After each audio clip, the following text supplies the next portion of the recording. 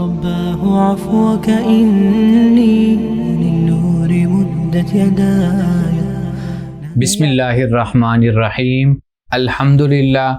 سورۃ الفاتحہ کی تفسیر اختتام کو پہنچ چکی ہے.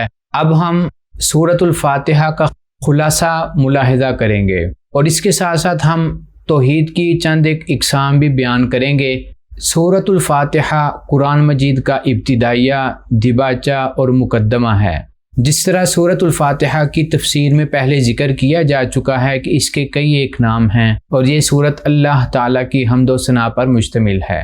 اس سورت میں اللہ تعالیٰ کی صفات الرحمن اور الرحیم بیان ہوئی ہیں، جن کے بارے میں بعض مفسرین کا خیال ہے کہ اللہ تعالیٰ کی تمام صفات کی خوبیوں کو یہ دو صفات اپنے اندر سموئے ہوئے ہیں.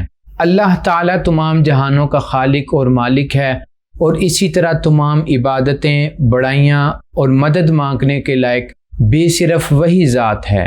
اگر ہم ہدایت اور رشد کو دیکھیں تو یہ صرف عقل یا اپنے شعور سے حاصل نہیں ہوتی، بلکہ اللہ تعالیٰ کے ہاتھ میں ہدایت ہے. جسے وہ چاہتا ہے ہدایت سے نوازتا ہے اور جسے چاہتا ہے ہدایت سے محروم کر کے گمراہیوں میں دھکیل دیتا ہے. اللہ تعالیٰ کے منظور نظر لوگ کون ہیں؟ وہ لوگ ہیں جن پر اللہ تعالیٰ نے اپنی ہدایت جیسی نعمت نازل کی اور انہیں اپنے غضب اور گمراہی سے محفوظ رکھا. صحیح مسلم میں اس سورت کی اہمیت کے بارے میں حضرت ابو ہریرہ کہتے ہیں کہ رسول اللہ صلی اللہ علیہ وسلم نے فرمایا، اللہ تعالیٰ فرماتے ہیں، میں نے نماز کو اپنے درمیان اور اپنے بندے کے درمیان آدھا آدھا تقسیم کر دیا ہے اور میرے بندے کو وہ ملے گا جو اس نے مانگا. لہٰذا جب بندہ الحمدللہ رب العالمین کہتا ہے تو اللہ تعالیٰ فرماتے ہیں میرے بندے نے میری تعریف کی، اور جب بندہ الرحمن الرحیم کہتا ہے تو جواب میں اللہ تعالیٰ فرماتے ہیں میرے بندے نے میری ثنا بیان کی، اور جب بندہ مالک یوم الدین کہتا ہے تو اللہ تعالیٰ فرماتے ہیں میرے بندے نے میری بڑی شان بیان کی. اور اسی طرح جب بندہ ایاک نعبد و ایاک نستعین کہتا ہے تو اللہ تعالیٰ فرماتے ہیں اس آیت کا نصف میرے لیے اور نصف میرے بندے کے لیے ہے، اور جو میرے بندے نے مانگا ہے وہ اسے ملے گا. سورۃ الفاتحہ توحید اور اللہ تعالیٰ کی وحدانیت سے بھری پڑی ہے. اگر ہم اس سورت میں بیان کرتا توحید کی اقسام دیکھیں تو وہ تین ہیں: توحید ربوبیت، توحید الوہیت اور توحید اسماء و صفات. اب ہم باری باری توحید کی ان تینوں اقسام کے بارے میں جانتے ہیں.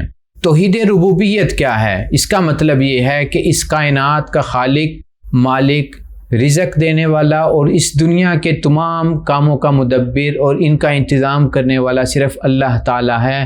اس توحید کو ملحدین کے علاوہ سبھی مانتے ہیں، حتیٰ کہ مشرکین بھی اس کے قائل ہیں، اور یہی وجہ ہے کہ قرآن مجید نے مشرکین مکہ کا اعتراف نقل کیا ہے.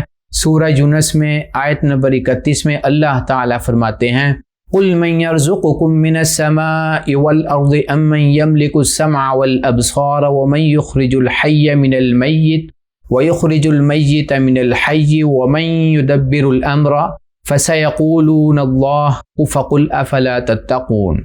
اسی طرح اللہ تعالیٰ سورۃ الزمر آیت نمبر 38 میں فرماتے ہیں وَلَئِن سَأَلْتَهُم مَّنْ خَلَقَ السَّمَاوَاتِ وَالْأَرْضَ لَيَقُولُنَّ اللَّهُ قُلْ أَفَرَأَيْتُم مَّا تَدْعُونَ مِن دُونِ اللَّهِ إِنْ أَرَادَنِيَ اللَّهُ بِضُرٍّ هَلْ هُنَّ كَاشِفَاتُ ضُرِّهِ أَوْ أَرَادَنِي بِرَحْمَةٍ هَلْ هُنَّ مُمْسِكَاتُ رَحْمَتِهِ قُلْ حَسْبِيَ اللَّهُ عَلَيْهِ يَتَوَكَّلُ الْمُتَوَكِّلُونَ. توحید الوہیت کیا ہے؟ اس کا مطلب ہے کہ عبادت کی تمام اقسام کا مستحق صرف اللہ تعالیٰ کی ذات ہے، اور عبادت ہر وہ کام ہے جو مخصوص ہستی کی رضا کے لیے کیا جائے یا اس کی ناراضی اور اس کے خوف سے کیا جائے. اس کے علاوہ صرف حج، زکوٰۃ، نماز، روزہ ہی صرف عبادت نہیں ہے، بلکہ مخصوص ہستی سے دعا التجا کرنا، مخصوص ہستی کے نام کی نظر و نیاز دینا اور اس کے سامنے باادب کھڑے ہونا بھی عبادات میں شامل ہے. توحید صفات کیا ہے؟ اس کا مطلب یہ ہے کہ اللہ تعالیٰ کی جو صفات قرآن مجید میں بیان ہوئی ہیں ان کو بغیر تعویل اور بغیر کسی کیفیت کے بیان کیے ان کو تسلیم کیا جائے. اور صفات صرف اسی انداز اور اسی کیفیت میں مانی جائیں جیسے اللہ تعالیٰ یا رسول اللہ صلی اللہ علیہ وسلم نے بیان کی ہیں، نہ ان کا خود سے مطلب نکالا جائے اور نہ صفات کسی اور ذات میں مانی جائیں۔